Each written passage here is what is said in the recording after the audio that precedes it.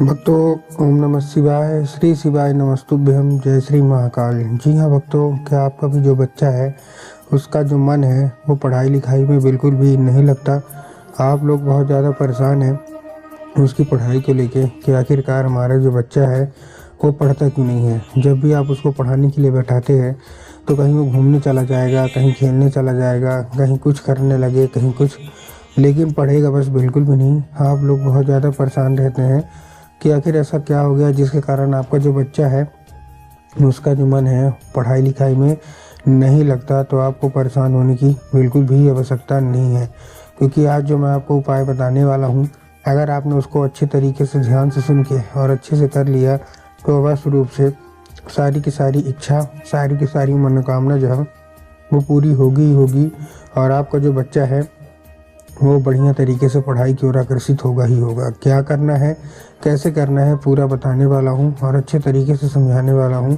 तो बस उपाय ध्यान से सुन के अच्छे से करिएगा ज़रूर।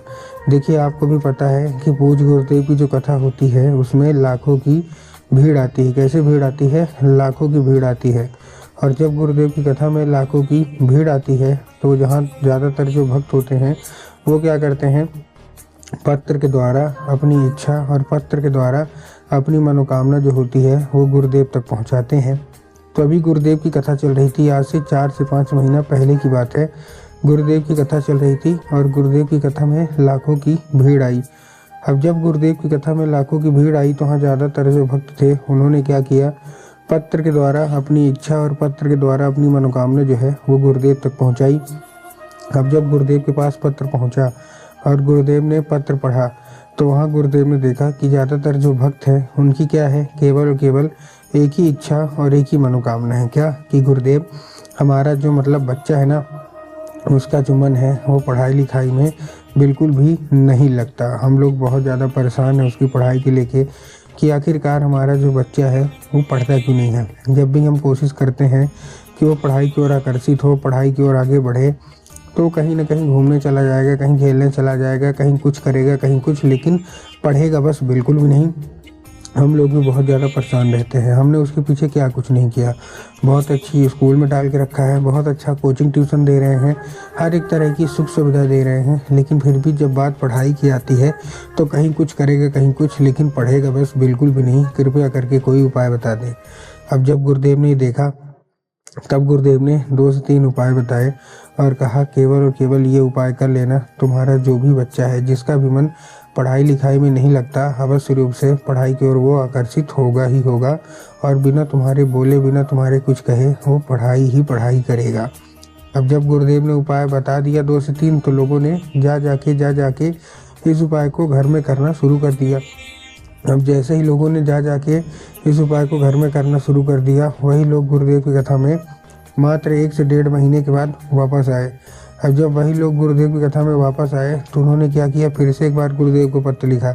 लेकिन ये वाला जो पत्र था ये गुरुदेव को धन्यवाद के रूप में पत्र था कि गुरुदेव धन्य हो आपका, आपके द्वारा बताया गया उपाय हमने कर लिया है, हमारी सारी इच्छा मनोकामना जो है वो पूरी हो गई है, आपका कोटि कोटि धन्यवाद। हमारा जो बच्चा था जिसका मन पढ़ाई लिखाई में बिल्कुल भी नहीं लगता था, अब वो बिना कुछ बोले, बिना कुछ कहे केवल और केवल पढ़ाई ही करता है, आपका कोटि कोटि धन्यवाद। तो देखिए, जो लोग भी मेरी आवाज़ अभी सुन रहे हैं ना, अगर आपको भी जानना है कि आखिर ऐसा कौन सा उपाय है जिसको करने मात्र से इच्छा और जिसको करने मात्र से मनोकामना जो है वो पूरी हो जाती है, तो चलिए हम बताते हैं आपको आज की इस वीडियो के माध्यम से कि आपको करना क्या है। तो बस उपाय ध्यान से सुन के अच्छे से करिएगा ज़रूर। लेकिन उसके पहले चैनल पे अगर पहली बार आए हैं और आवाज़ मेरी पहली बार सुन रहे हैं तो वीडियो कर दें लाइक और चैनल को भी कर लें सब्सक्राइब, ताकि पूजनीय पंडित प्रदीप जी मिश्रा के रोज़ नए नए उपाय जो कि मैं उनकी कथा से सुनता हूँ, श्रवण करता हूँ, सबसे पहले मैं आपको प्राप्त करा सकूँ। तो देखिए, जो हमारा सबसे पहला उपाय है, इसमें आपको क्या लेना है, इसमें आपको लेना है 3 काली तिल और साथ में आपको लेना है 1 धतूरा। 3 काली तिल और 1 धतूरा। अब देखिए, काली तिल और काली मिर्च में ना बहुत सारे लोग कंफ्यूज होते हैं कि काली तिल क्या है, काली मिर्च क्या है, हमको थोड़ा साफ साफ बताओ। तब गुरुदेव ने साफ साफ बताया है कि आपको क्या लेना है, केवल और केवल काली तिल, साथ में आपको एक ले लेना है धतूरा। ठीक, धतूरा ले लिया। अब अपने बच्चे के हाथ में देके उसको भेज दीजिए कहाँ, सीधा सीधा शिव मंदिर।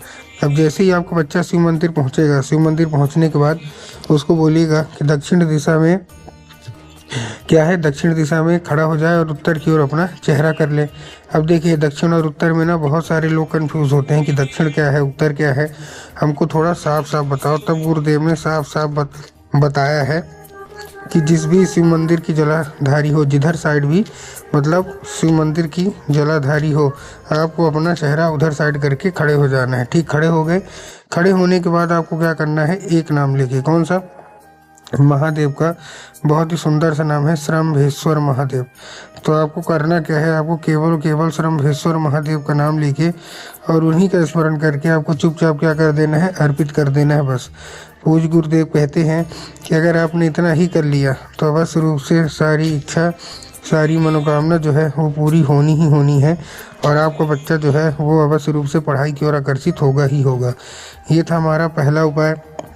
अब हम चलते हैं अपने दूसरे उपाय की ओर। अब देखिए जो हमारा दूसरा उपाय है, इस उपाय में आपको करना क्या है।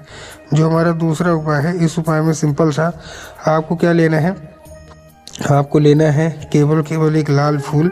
और इस उपाय को करने के लिए आपके घर में माता सरस्वती की फ़ोटो या मूर्ति होना अति अनिवार्य है। अगर आपके घर में माता सरस्वती की फ़ोटो या मूर्ति है तब तो अच्छी बात है, लेकिन अगर आपके घर में माता सरस्वती की फ़ोटो या मूर्ति नहीं है तो आपको बाज़ार जाना है, माता सरस्वती की फ़ोटो लाना है और अपने घर में स्थान दे देना है। स्थान दे दिया, स्थान देने के बाद शाम के वक्त में जब भी आपके घर में पूजा पाठ होती है तो आपको लाल फूल क्या करना है, लाल फूल उठाना है और माता सरस्वती को अर्पित करके माता से उसको औषधि के रूप में मांगना है कि माता हमारा जो बच्चा है बिल्कुल भी नहीं पढ़ता, कृपया करके हमको इसको औषधि के रूप में प्रदान करिए। अब क्या होगा, अब वो औषधि का रूप ले लेगा। अब आपको करना क्या है, उसी रात जब आपका बच्चा अच्छे तरीके से खाना पीना खा के सो जाए तो आपको लाल फूल उठाना है और अपने बच्चे के माथे पे 2 से 3 बार आपको फेर देना है। पूज्य गुरुदेव कहते हैं कि अगर आपने ऐसा कर लिया तो अवश्य रूप से इच्छा, मनोकामना सारी की सारी जो है वो पूरी होनी ही होनी है। ठीक, ये तो था कौन सा, ये था हमारा दूसरा उपाय। अब हम चलते हैं अपने तीसरे और आखिरी उपाय की ओर। अब देखिए जो हमारा तीसरा और आखिरी उपाय है, इस उपाय में सिंपल सा आपको चाहिए क्या, केवल केवल एक पान का पत्ता चाहिए। पान के पत्ते के ऊपर आपको शहद का लेपन करना है। ठीक ना, क्या करना है, पान के पत्ते के ऊपर शहद का लेपन। अब जैसे ही शहद का लेपन करेंगे, शहद का लेपन करने के बाद आपको करना क्या है, जैसे शहद का लेपन करेंगे, शहद का लेपन करने के बाद अपने बच्चे के हाथ में दीजिए। शहद का लेपन किधर साइड करना है, जिधर चिकना साइड होगा, जो हरा प्योर हरा रहता है ना, उधर साइड करना है और अपने बच्चे के हाथ में देकर उसको भेजिए सीधा सीधा शिव मंदिर। अब आपके दिमाग में आएगा कि जाएंगे बाबा भोलेनाथ के ऊपर अर्पित करवा देंगे, जो कि गलत है। आपको बाबा भोलेनाथ के ऊपर अर्पित नहीं करवाना, आपको माता सुख सुंदरी के ऊपर अर्पित करवाना है, जो कि जलाधारी के बिल्कुल बीचों बीच रहता है। 1 से 1.5 महीने के अंदर आपको परिणाम मिल जाएगा।